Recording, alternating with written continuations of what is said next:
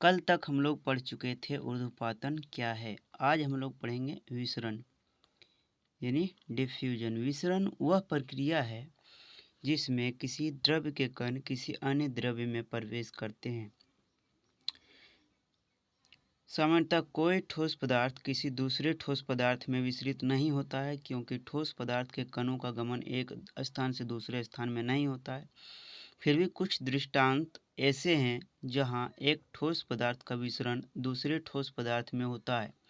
यदि कॉपर और जिंक के दो टुकड़ों को परस्पर सटाकर बांध दिया जाए तो कुछ वर्षों के पश्चात दोनों टुकड़े आपस में सट जाते हैं। इसका कारण यह है कि एक धातु के कण दूसरी धातु में कुछ हद तक प्रविष्ट हो जाते हैं, यानी प्रवेश कर जाते हैं। आगे हम लोग देखेंगे पदार्थ की द्रव अवस्था, the liquid state of matter. चलिए इसके देखते हैं गुणों को। द्रव के सामान्य गुण। नंबर 1, आकृति और आयतन, शेप एंड वॉल्यूम। द्रव की आकृति निश्चित नहीं होती, किंतु उसका आयतन निश्चित होता है।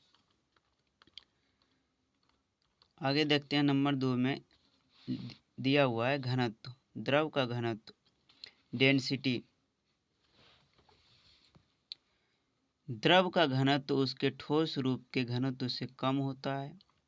आगे देखते हैं संपीड्यता, कंप्रेसिबिलिटी। द्रव प्रायः असंपीड्य इनकम्प्रेसिबल होते हैं। द्रवनांक और क्वथनांक, melting point and boiling point. द्रवों के द्रवनांक और क्वथनांक ठोस पदार्थों से प्रायः कम होते हैं। तरलता, फ्लूइडिटी। द्रव पदार्थों में बहने की प्रवृत्ति पाई जाती है, यानी द्रव आसानी से बह सकता है। आगे हम लोग देखते हैं विसरण, डिफ्यूजन। द्रवों में परस्पर मिश्रित हो जाने की प्रवृत्ति पाई जाती है, क्योंकि इसमें बहने का गुण होता है।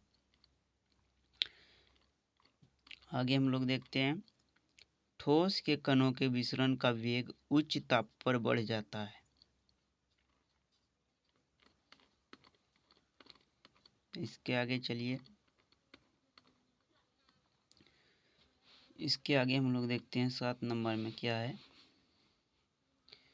द्रव का जमना, फ्रीजिंग ऑफ लिक्विड। किसी भी द्रव का ठोस के रूप में परिवर्तन द्रव का जमना कहलाता है। उदाहरण के लिए जल को 0 डिग्री सेंटीग्रेड या 273 केल्विन ताप तक ठंडा किया जाए तो जल बर्फ यानी ठोस में परिवर्तित हो जाता है। हालांकि यह परिवर्तन अस्थायी इसलिए है क्योंकि यह एक भौतिक परिवर्तन है, यानी भौतिक प्रक्रिया है, फिजिकल रिएक्शन है, भौतिक अभिक्रिया है।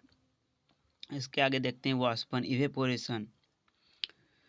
वाष्पन को इस क्रियाकलाप द्वारा समझ सकते हैं। जल को एक कटोरे में या लोटे में रख दीजिए, कटोरे या थाली में, जिसके बाद कमरे के ताप पर वह धीरे धीरे जलवाष्प बनकर उड़ जाता है, वह वाष्पन कहलाता है। अतः यहाँ पर देखते हैं इसका परिभाषा लिखा हुआ है।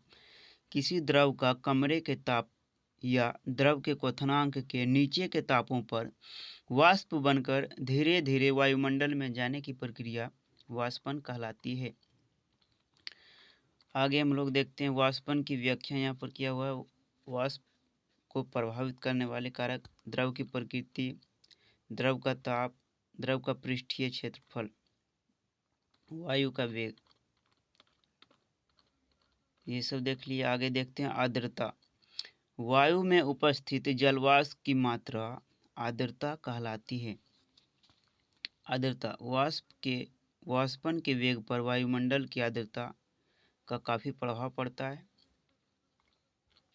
इसके आगे हम लोग देखते हैं भींगा हुआ कपड़ा शुष्क वायु में शीघ्रता से सूख जाता है, जबकि आर्द्र वायु में सूखने के लिए यह अधिक समय लेता है। इस प्रकार का क्वेश्चन आ सकता है। यह इसलिए होता है क्योंकि शुष्क वायु में वाष्पन तेजी से होता है, जिसके कारण शुष्क वायु में यानी सूखा हवा में कपड़ा आसानी से सूख जाता है, और आर्द्र वायु में कपड़ा देरी से सूखता है। इसके आगे चलिए देखते हैं गर्मी के दिनों में हम कपास के बने कपड़े, सूती वस्त्र क्यों पहनते हैं। गर्मी के दिनों में हमारे शरीर से पसीना काफ़ी मात्रा में निकलता है। पसीना हमारे शरीर से ऊष्मा प्राप्त कर लेता है, कर वाष्पित होता है। इससे हमें ठंडक का एहसास होता है। चूँकि सूती वस्त्र जल का एक अच्छा शोषक है, अतः यह हमारे शरीर से निकले पसीने को आसानी से शोषित कर इसे वायु के संपर्क में ला देता है। इसलिए गर्मी के दिनों में हम सूती वस्त्र पहनना पसंद करते हैं। क्वथन और क्वथनांक, बॉइलिंग एंड बॉइलिंग पॉइंट। जब किसी द्रव का वाष्प दाब वायुमंडलीय दाब के बराबर हो जाता है तब वह द्रव उबलने लगता है। क्वथनांक पर दाब का प्रभाव। द्रव का क्वथनांक वायुमंडल के दाब पर निर्भर करता है। वायुमंडल का दाब अधिक रहने पर द्रव का क्वथनांक भी बढ़ जाता है। इसके विपरीत वायुमंडल का दाब कम रहने पर इसका क्वथनांक भी कम हो जाता है। इसके आगे चलिए देखते हैं क्वथनांक पर अशुद्धियों का प्रभाव। द्रव में अशुद्धियों के उपस्थित रहने पर द्रव का क्वथनांक बढ़ जाता है। उदाहरण के लिए जल का क्वथनांक 100 डिग्री सेंटीग्रेड होता है। यदि जल में थोड़ा नमक मिला दिया जाए तो उसका क्वथनांक 100 डिग्री सेंटीग्रेड से थोड़ा बढ़ जाता है। क्वथनांक और क्वथन में अंतर हम लोग समझ लेते हैं। यहाँ पर 3 अंतर बताया गया है। यह एक वाष्पन और क्वथन में अंतर। यह एक स्वतः होने वाली प्रक्रिया है जो सभी तापों पर होती रहती है। क्वथन यह एक निश्चित ताप पर ही होता है, जिसे द्रव का क्वथनांक कहते हैं। यह द्रव के सिर्फ ऊपरी सतह पर ही होता है, द्रव के भीतरी भागों में नहीं होता है। बल्कि क्वथन यह संपूर्ण द्रव में होता है, जिसमें द्रव के भीतरी भागों से बुलबुले निकलने लगते हैं। इसमें ठंडक उत्पन्न होती है, इसमें ठंडक उत्पन्न नहीं होती है। चलिए आगे देखते हैं पदार्थ की गैसीय अवस्था, the gaseous state of matter. पदार्थ की गैस अवस्था हम लोग देखते हैं किस किस प्रकार का होता है। गैसों के सामान्य गुण, आकृति और आयतन, शेप एंड वॉल्यूम। गैस की ना तो कोई निश्चित आकृति होती है और ना ही कोई निश्चित आयतन। इसे जिस बर्तन में रखा जाता है उसी बर्तन की आकृति और आयतन ग्रहण कर लेती है। यह बर्तन के अंदर संपूर्ण उपलब्ध स्थान को घेर लेती है, क्योंकि इसके कणों के मध्य अंतरानुक आकर्षण बल इतना कमजोर होता है कि ये कण स्वतंत्रता पूर्वक इधर उधर गमन करते रहते हैं। घनत्व, डेंसिटी।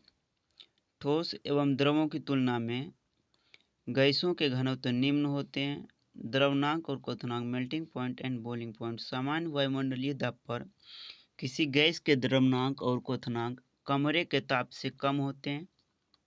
संपीड्यता, कॉम्प्रेसिबिलिटी। गैसों की संपीड्यता बहुत अधिक होती है, जिसे इस कार्यकलाप द्वारा हम लोग समझ सकते हैं। इसके आगे हम लोग देखेंगे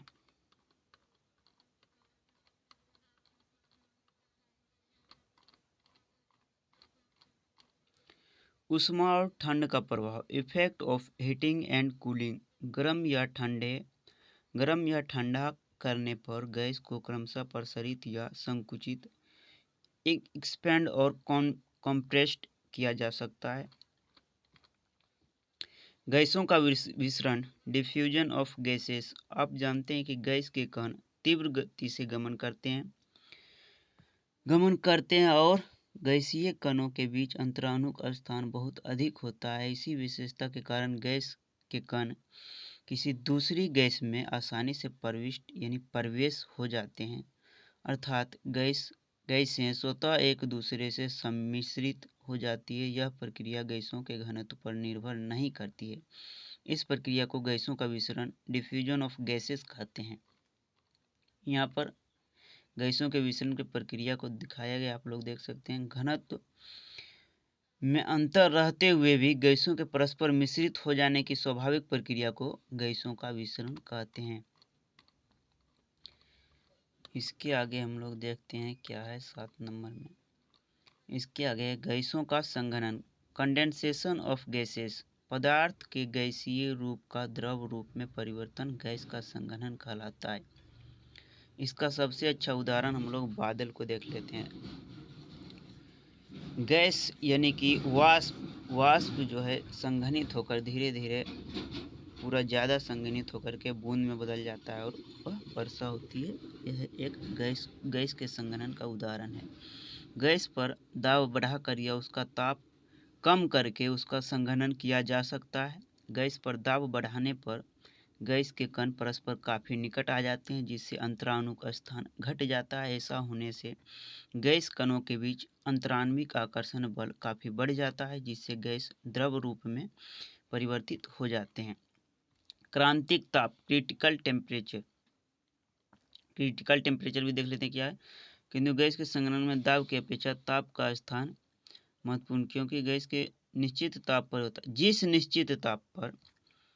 जिस निश्चित ताप से अधिक ताप पर गैस संघनित हो ही नहीं सकती, चाहे उसका दाब कितना भी अधिक क्यों न बढ़ा दिया जाए। इस ताप को गैस का क्रांतिक ताप यानी क्रिटिकल टेम्परेचर कहते हैं।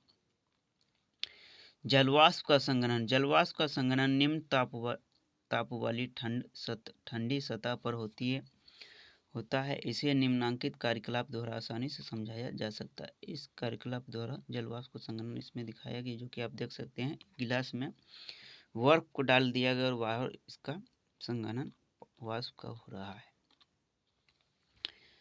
गैस का दाब, प्रेशर ऑफ गैस के कण बर्तन की दीवारों के प्रति इकाई क्षेत्रफल पर गैस के कणों द्वारा आरोपित बल गैस का दाब कहलाता है। वायु का दाब, वायुमंडलीय दाब, एटमॉस्फेरिक प्रेशर कहलाता है। समुद्र तल पर वायु का दाब वायुमंडल दाब कहलाता है। दाब की इकाई पास्कल PA कहलाती है। वायुमंडल दाब बराबर 1.01 गुने 10⁵ पास्कल होता है। पदार्थ की अवस्थाओं में पारस्परिक परिवर्तन, interconvertibility of the state of matter. ठोस अवस्था, द्रव अवस्था, गैस अवस्था। ठोस को गर्म करेंगे द्रव बन जाएगा, द्रव को गर्म करने पर गैस बन जाएगा, गैस को ठंडा करेंगे द्रव बन जाएगा, द्रव को ठंडा करेंगे ठोस बन जाएगा। इसके आगे हम लोग देखते हैं, यहाँ पर यही प्रक्रिया को दिखाया गया है। नीचे देखिए, गुण ठोस द्रव और गैस के गुण की तुलना यहाँ पर किया गया है। अंतराणु का स्थान ठोस में बहुत कम होते हैं, द्रव में अंतराणु का स्थान ठोस से अधिक होते हैं, बल्कि गैस में सबसे अधिक होते हैं। अंतराणु का आकर्षण बल ठोस में सबसे अधिक होते हैं, द्रव में थोड़ा कमजोर होते हैं और गैस में नगण्य होते हैं, यानी नहीं के बराबर होते हैं। घनत्व ठोस में उच्च होते हैं, द्रव में निम्न होते हैं और गैस में अति निम्न होते हैं, यानी सबसे कम होते हैं घनत्व। कणों की स्थिति ठोस में स्थिर होती है, द्रव में अस्थिर। संपूर्ण द्रव में कण का स्वतंत्र रूप से गमन होता है।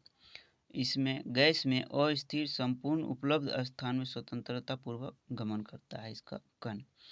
कणों की ऊर्जा ठोस में निम्न होती है, द्रव में उच्च होती है, गैस में अति उच्च होती है। आकृति और आयतन ठोस में निश्चित होते हैं, द्रव में अनिश्चित आकृति किंतु निश्चित आयतन होता है, और वहीं गैस में आकृति और आयतन दोनों अनिश्चित होते हैं। संपीड्यता, बहुत कम संपीड्य होते हैं ठोस। द्रव ठोस की तुलना में अधिक संपीड्य होता है, बल्कि गैस इन दोनों की तुलना में सबसे अधिक यानी बहुत अधिक संपीड्य होता है। चलिए अब इसके नीचे देखते हैं।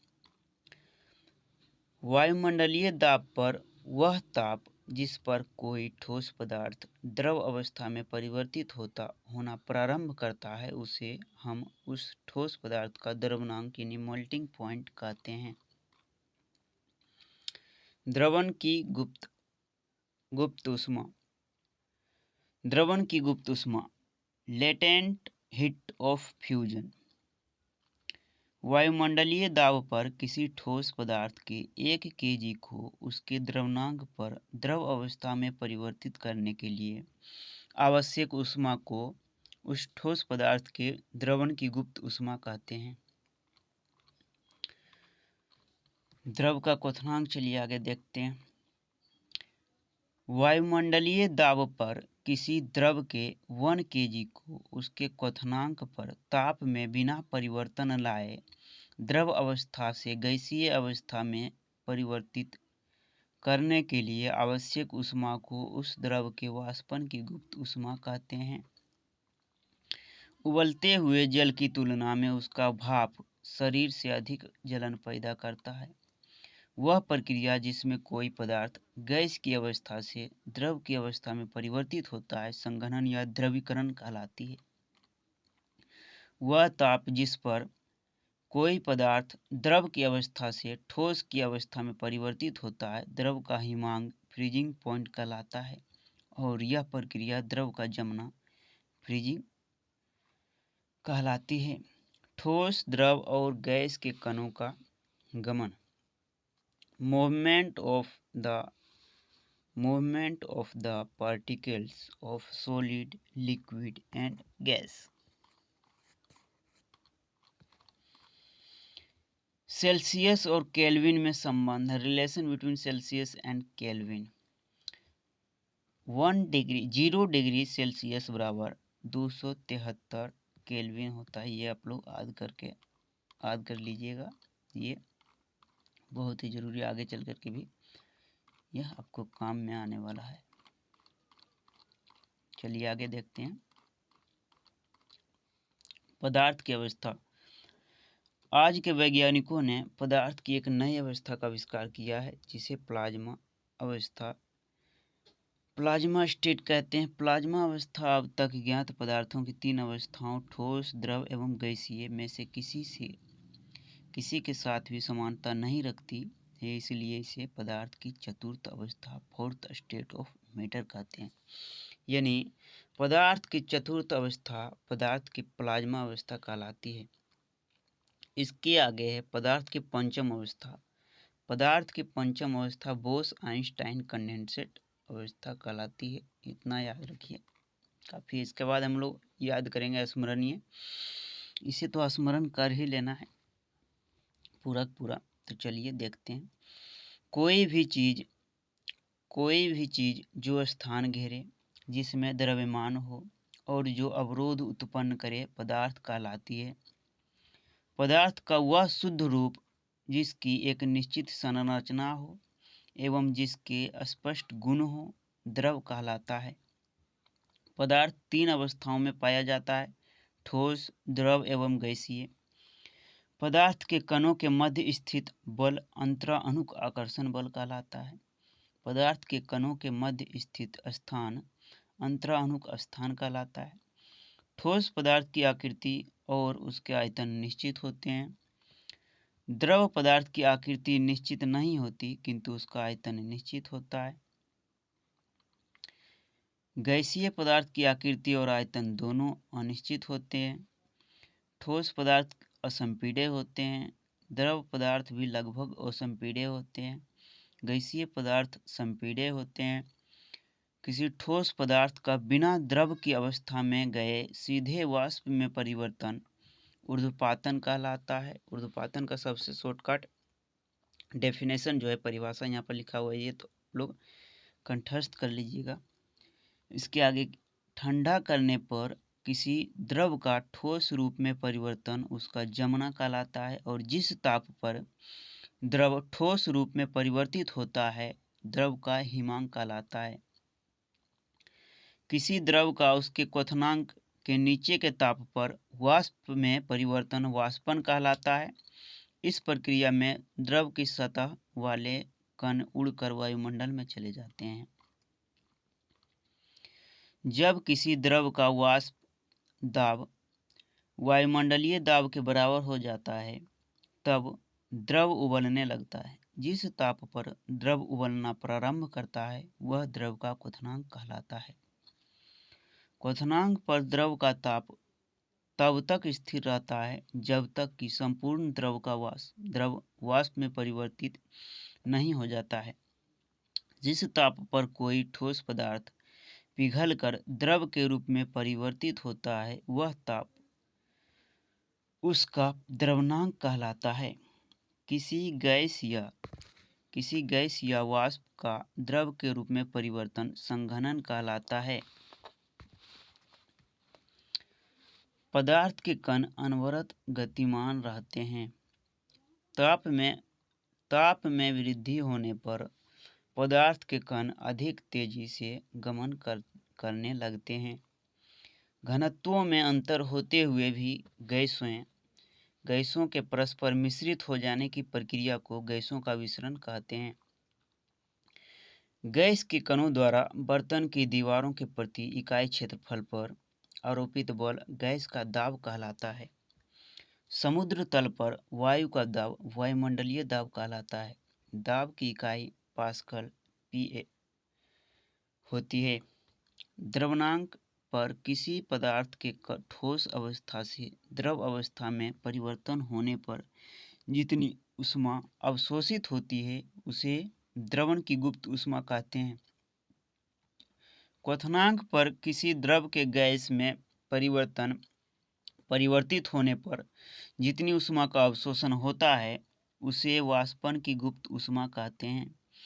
काली या गाढ़े रंग वाली वस्तुएं सफ़ेद या हल्के रंगों वाली वस्तुएं की तुलना में अधिक मात्रा में ऊष्मा का अवशोषण करती है। इसीलिए गर्मी के दिनों में लोग सफ़ेद कपड़े के वस्त्र पहनना अधिक पसंद करते हैं।